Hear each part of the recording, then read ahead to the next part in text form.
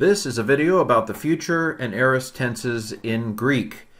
Now, to the English person, it might seem kind of strange. Why are you doing the future, which is in the future, and the aorist, which is in the past, at the same time? I mean, are you crazy? Well, yes, I am crazy, but that's irrelevant. The reason why we can do the future and the aorist in the same video is because actually in Greek, as you know, it's not so much the timing that a tense has to do with as the kind of action. Let's begin.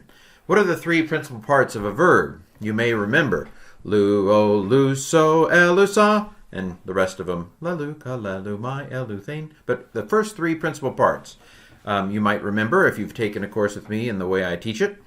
And so the first one, luo, the dash is not Greek. It's separating out for you the kind of the basic, the base, or stem, and the ending. So the omega in luo, the omega is an ending. Tells you it's first person singular. I tells you it's active as well. Second one, the omega tells you it's I and active.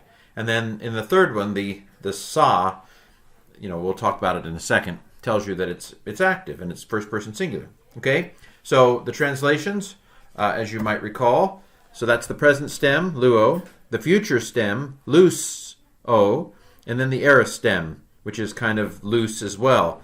Notice that both the future and the aorist add a sigma to the base stem. So if this is kind of the base stem, the sigma, the future adds a sigma, but the aorist does as well. Could this be a coincidence? I think not. So kind of basic translation for the first three principal parts. Hopefully this is review. Luo, present stem, I am loosing, continuous flavor. Luso, I will loose, simple flavor, kind of blah, it'll happen. And then the aorist, past tense, simple, blah, I loosed. Jesus wept, it happened. Not telling you how it happened, I'm just saying it happened. So these are the first three stems and their basic translation. Now, you now know from recent chapters we've done that not only is the present tense built off of that first principal part, but the imperfect tense, which is a past tense, is built off of it. And remember, why does that make sense in Greek? Why would you have the present and the imperfect built off the same basic stem, that lu? See the lu here? Why would a present tense and a past tense both be built off the same stem? What's wrong with this crazy language? It's again because tense in Greek isn't primarily about timing. It's about the kind of action. And both the present tense and the imperfect tense have a continuous, ongoing kind of quality to it. So the present, I am loosing. The imperfect, I was loosing. Continuous flavor. Okay? So the pattern that I hope you're seeing is that the reason why the present and imperfect are built off the same no frills, nothing added, nothing gained stem is because they primarily have to do with continuous action. And then what I hope you'll see by the end of this video is the fact that the future and the aorist both add a sigma is not a coincidence, but they're related in the sense that they both imply kind of simple, undefined action, a basic blah. I will loose. It's going to happen. I loosed. It happened. And so forth. And so, in fact, the ancient Greeks didn't come up with this principal part thing.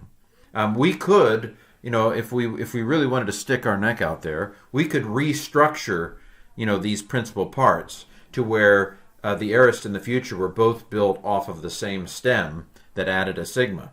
But let's not do that because we've been doing it this way for a long time.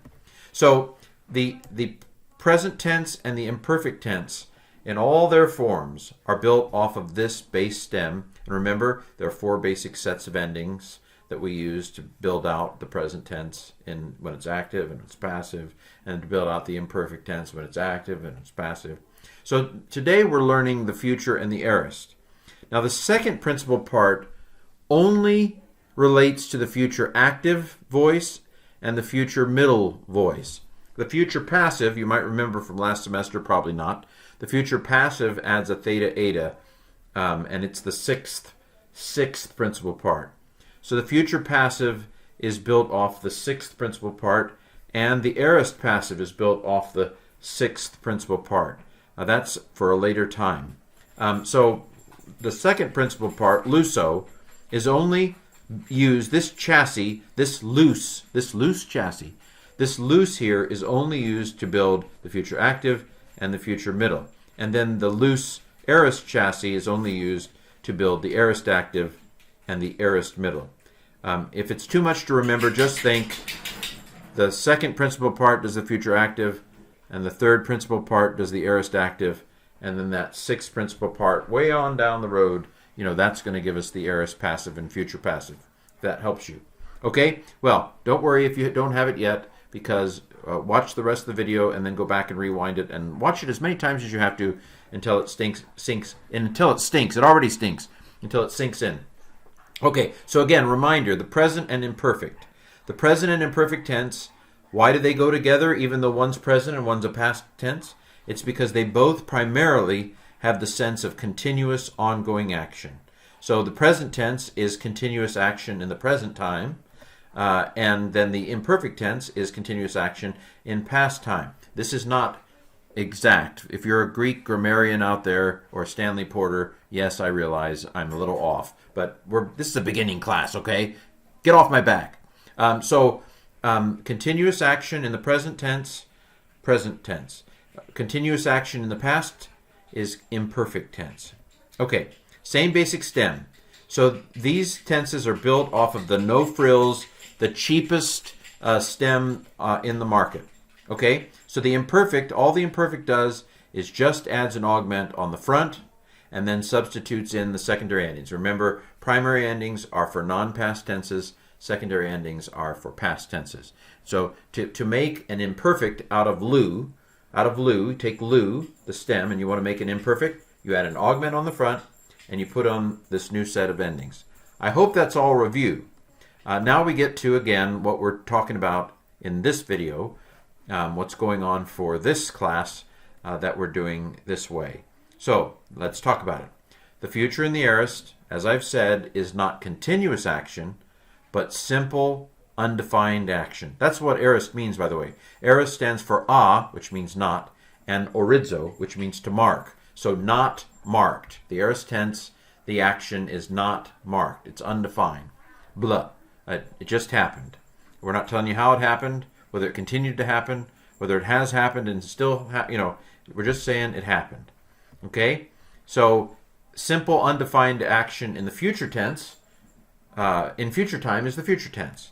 And then simple, undefined action in past time is the aorist tense. Okay? It happened. Now, both of these add a sigma to the end of the stem. So you take lu, let's talk about the future. You take the stem lu and you put a sigma on it. That's called a tense suffix because you're putting it on the end of the tense. So you add a sigma to both the future and the aorist at the end of the stem to get it into that kind of undefined mode. The aorist, so the future just adds a sigma. The aorist usually adds a sigma alpha. Okay? But they're similar. Future adds a sigma, aorist adds a sigma alpha. Now, since the aorist is a past tense, it's going to add an augment as well. Okay? So, the imperfect and the present are continuous ongoing action. The aorist and the future are simple, undefined action. Okay, so what does the future active look like? Here we go. So, you can see the present. You remember the present song? O ace a, amen eta usi. O ace a, amen eta usi. Those are active endings, and therefore non-past tenses. Is the future tense a non-past tense? I think it is. And so the future tense, and it's in the active voice, is going to use the o ace a, amen eta usi. In fact, the only difference between the present and the future is adding a sigma. So, luo means I loose or I am loosing. Add a sigma and you have I will loose. Luamen means we loose or we are loosing. Add a sigma and it's we will loose. Here's the sigma. So, if I were to cover up that sigma, I've got luo or I've got luamen. But add the sigma and suddenly it's future. O ace, okay. So this is going, and add a sigma to it. or add a sigma to the luete, and it becomes future. So this is going to be you will loose singular, and this will be you will loose plural. Ta-da! O ace a amen eta usi. All we've done is added a sigma to make it future. All you do is add a sigma to the present tense, and it makes a future. So this is going to be a he, a she, or an it will loose, and then this is going to be some they will loose. That's actually easy. I've been talking a lot, maybe making it complicated, but let's crowd out the shank and listen. This is easy. O ace a amen eta usi. You already knew those endings. All we've done to go from the present to the future is add a sigma. If you haven't understood anything I've said in the video up until now, this is what you should know. To make the future, you just add a sigma. Now this is the future active. I will do the loosing. To make the future middle, which is not very important really. I mean, how often are you going to have the future middle? Not very often. What is the future middle even going to mean? Well, the same things that we do with the middle. For a middle, you either look it up in a dictionary, maybe the word has some special meaning in the middle, or maybe it's deponent, which means it only looks middle, but it's actually active. Or it could be reflexive. I loose myself. I went ahead and did I loose myself. So remember the second song for non-past tenses, and in the middle or passive, it's lua mai, lue luetai, lua metha, luesthe, luantai, yai. So if I translate the middle with a reflexive meaning, it's I will loose myself. Notice all we've done is we've added a sigma. Lua mai, lue luetai, lua mai, lue luetai, lua metha, luesthe, luantai, yai. All I've done is I've added a sigma to that song. And now, instead of it being present, middle or passive, suddenly it's future, middle or passive. So you will loose yourself, y'all will loose yourselves, a he, a she, or an it will loose him or her or itself, they will loose themselves. Okay? Again, what the middle means, you have to go through that process of trying to figure it out. But do you see, the main thing to see here is that the only difference between the present middle and the future middle is that you've added a sigma. Okay? Now remember, the future passive is formed off of another stem we haven't had yet. Don't even think about it. Okay, so that's the future active and the future middle. What do the forms of the aorist active look like? Well, because it's aorist, we're going to add an augment. So there's the augment. The epsilon on the front is the augment. There's the lu. Now, I'm going to add a sigma alpha to make it aorist. Not just a sigma. Just a sigma makes it future. I'm going to add a sigma alpha, and that'll make it aorist. So now this is going to translate I loosed. Again, undefined, simple action. I did it. Blah. I loosed. Imperfect means I was loosing. Aorist, I loosed. Aorist is much more common than the imperfect. In fact, if you have an imperfect, that's significant because you go out of your way to put an imperfect in there. The aorist is the default. The aorist doesn't have a lot of meaning to it, believe it or not. If somebody goes imperfect on you, that's when somebody's wanting to highlight a nuance of meaning. So elusas, just I loosed. Second person, elusas, you loosed, either you singular or you plural. And then the third person, eluse or elusan. Okay? Now, this is a past tense. And so these endings correspond to the secondary active endings. Remember that song? On se, amen, eta, on, On se, amen, eta, on, Okay? Now, it works except for this first one. On se, amen, eta, on, Okay? So the endings work except for the first one. The first one doesn't look the way I want it to. I wanted it to have a nu, but oh well. The good news is that when you learn the principal parts, you learn what the aorist first person singular is. Luo, luso, elusa. So I learned this. I learned the weird one when I learned the principal parts song. So this is I loosed, you loosed, he, she, it loosed, we loosed, y'all loosed, they loosed. Notice that the third person singular just like the imperfect can take a movable nu. And so if I see a nu with an epsilon in front of it, that's probably going to be a movable nu. And I told you in class to memorize E. E is so common, it's a third person singular ending, E. It's an active ending, and it goes on past tenses. I can get all of that from just this little old E at the end of a verb. That little old E at the end of a verb tells me it's third person singular, active on a past tense. Okay? So that's the aorist active. And then the aorist middle, a he, a she, or an it loosed, and then a they loosed. So that leaves me, by the way, that accent shouldn't be on that one. Sorry. Okay, so aorist middle. Again, remember the aorist passives some other later day. Just the aorist middle. If you don't have a lot of brain cells, don't worry about it because the aorist middle is very rare. But it's going to take this aorist stem, right? So we're going to take this elusa, and then we're going to put the secondary middle endings on it. Remember them? Amen, u, eta, ametha. Amen, u, eta, ametha. Amen, u, eta, ametha. Esthe, anta. So I've taken the basic stem lu. I put an augment on it for the aorist. I've added a sigma alpha on it for the aorist. And now because I'm doing the aorist middle, I'm going to use the secondary middle endings. How's it going to translate? Again, middle's crazy.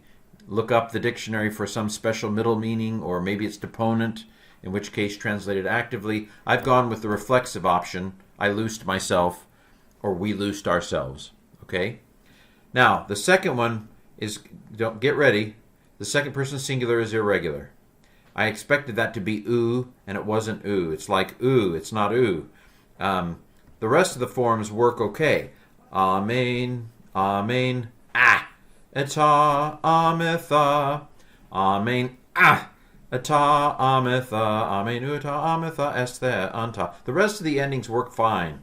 All of these look fine except for this one, which I'm going to explain. It's annoying. But notice we have augments because it's aorist. I have a sigma alpha most places because it's aorist. And then I have my secondary, past tense, endings, secondary middle endings. Everything's fine. The translations are fine. I loosed myself. You loosed yourself. A he, she, or an it loosed him, her, or itself. We loosed ourselves. You loosed yourselves. They loosed themselves. Everything's fine except for this form. What's up with it? Well, you're not going to see it very often, so don't worry too much about it. But what's happened is, for whatever reason, these second-person singulars have a lot of crashes. So the original ending was sigma omicron, and so it was originally sigma alpha sigma omicron.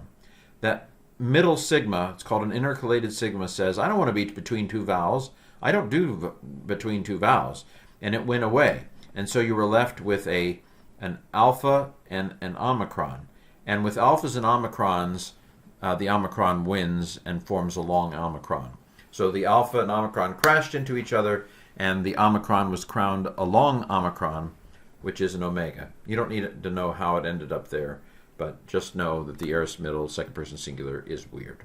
Okay, so those are the forms. Here are the forms that I'm introducing for this. These are the big deal in these two chapters, chapters 11 and 12, are the future adds a sigma for the active, and the future adds a sigma for the middle.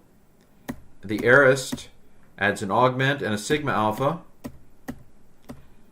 and then the aorist middle adds an augment and a sigma alpha and the appropriate set of endings, and the second person singular is weird. Okay, those are the forms. Now, diminishing returns from here on. We're going to now finish out the details of these two chapters. Crashes with sigma. Now, here's the deal. Let's say that the stem ends in a P, a beta, or a phi. These are labial consonants. P is the unvoiced one, B is the voiced one, and F is the breathy one. When you add the sigma of the future, or when you add the sigma of the aorist to a word that ends in one of these. So let's take blepo. Blepo ends in a P. Blep, blepo. So when you add the sigma of the future to a word whose stem ends in a P, you're going to end up with blepso. the future, is going to have a psi. Similar with kappa, gamma, chi, which are the palatal ones. K is the unvoiced, g is the voiced, and k is the breathy. When you add a sigma to any of these to form a future or an aorist, like ago, take ago, it's going to form a xi. And so what I say is that a psi or a xi is the key to a hidden sigma. A psi or a xi is the key to a hidden sigma. If you see a stem that ends with a psi or a xi, then you can be pretty well assured that a sigma has been added, either making it future, or if it's sigma alpha, making it, so if it's psi alpha or xi alpha, then it's an aorist in disguise. Okay? A psi or a xi is the key to a hidden sigma. There is another set of consonants, tau, delta, theta. These are the dentals, but like my teeth, these dentals fall out. And so all you're left with the sigma. They went running away. So there, t is the unbreathed one, d is the breathed one, and th is the breathy one. I'm sorry, t is the unvoiced one, d is the voiced one, and th is the breathy one. And whenever you add a sigma to make a future to any of those, they run away. So like take baptizo. Hear the delta in there, the d, baptizo. And so the future of baptizo is just baptizo or baptizo. The underlying dental has run away. So beware of crashes with sigma when you're making a future or an aorist. Next, there are some irregular futures. What this means is just memorize it. You know, languages are weird. We do this in English, like with go and went. You know, why does went begin with a W and go begins with a G? That doesn't make any sense at all. Well, there are some irregular futures in Greek as well. So take ginomai. Ginomai is deponent. Oh my, it's deponent. It means I become. It's a very important word. Please learn it. But look at its future. What? Where did that come from? Now, you could have analyzed it. So my, luomai. I mean, okay, you would have known that it was first person singular. Omicron tells you it's indicative. There's a sigma right before the ending. I bet this is future. I mean, you would have been able to say, but I can tell you that this is future, middle, indicative, first person singular, without even looking further back in the word beyond the sigma. I can tell you it's future, middle, indicative, because I've had some practice. The key is to recognize this as the irregular stem related to this. And you can see there's a gamma, there's a nu, there's a nu. So kind of, it's just you've had a little vowel change. And so gen, what you'll learn is that gen, gamma, epsilon, nu, is used in both the aorist and the future for ginomai. You know, just memorize it. Ours is not to question why. Ours is just to memorize or die. Okay, gnosko, to know. Here, the iota goes away. And so the future, again, you would have known my, first person singular, either middle or passive ending. Omicron, it's indicative. Sigma, it's future. Okay, so future, middle. Because remember, the future passive has a theta eta. So it's future, middle, indicative, first person singular. I can tell all that from the somai. Gno kind of looks like no, and so gnosko. This is the irregular future of gnosko. It's also deponent, by the way. Both of these you can tell are deponent in the future. Now, we're going to expand your horizons here. Close your ears if your brain is already full. Just because a word is deponent in the present doesn't necessarily mean it's going to be deponent in its other principal parts. Now, ginomai is deponent everywhere. But I know that ginomai is deponent in the future because it has an omai in its future stem. But look at gnosko. Gnosko is normal in the present stem. It has an omega. But all of a sudden, in the future, gnosko becomes deponent. So I know because the second principal part of gnosko has an omai on it, that the future tense of gnosko is deponent. That means it's going to look like it's middle or passive, but it's not. Okay? You can listen now again if your brain was full. I've shown this one several times in class. There's no pattern here. Just memorize it. Erkamai, Elusomai, they don't look like each other. What's going on? But again, somai, I would have guessed that it was future middle indicative first person singular from just the somai. It is also deponent, however. Elusomai, I will go. Here's another really weird one. This is like go and went. Estheo means I eat, but the aorist, I ate, is phagamai. Who knew? And it's normal with an omega in the present, but all of a sudden it becomes deponent in the future. Again, don't ask questions. Just follow the rules. Lambano becomes lampsomai. There's a psi. Remember, a psi is the key to a hidden sigma? So I know this is future because it has a hidden sigma in its psi. Where did the psi come from? The stem ends in a beta. And so beta plus sigma, bs, ps, ps. That's where the psi comes from. It's undergone some weirdness too. The alpha became an eta. Don't ask why. Just memorize. Again, this one's normal. This one's normal in the present, but it's deponent in the future. Just memorize. Here's a weird one. Pharaoh, I bring or I bear, becomes oiso in the future. I don't know what to tell you. But the sigma, I would have guessed it's future because there's a sigma right before the omega. Finally, that's the only ones I did. The future of Amy. I think this is the last slide, you'll be glad to know. So we now will have all the tenses of Amy. We have the present tense of Amy a long time ago. Amy, esti, esmen, este, esi. And then just recently we had the past tense, the imperfect of Amy. Amen, ace, ain. Amen, ete, esan. And now we have the future. Esomai, esse, estai. Esamatha, eseste, esantai. So this is I will be, you will be, he, she, or it will be, we will be, y'all will be, they will be. And that, my friends, is the future and the aorist.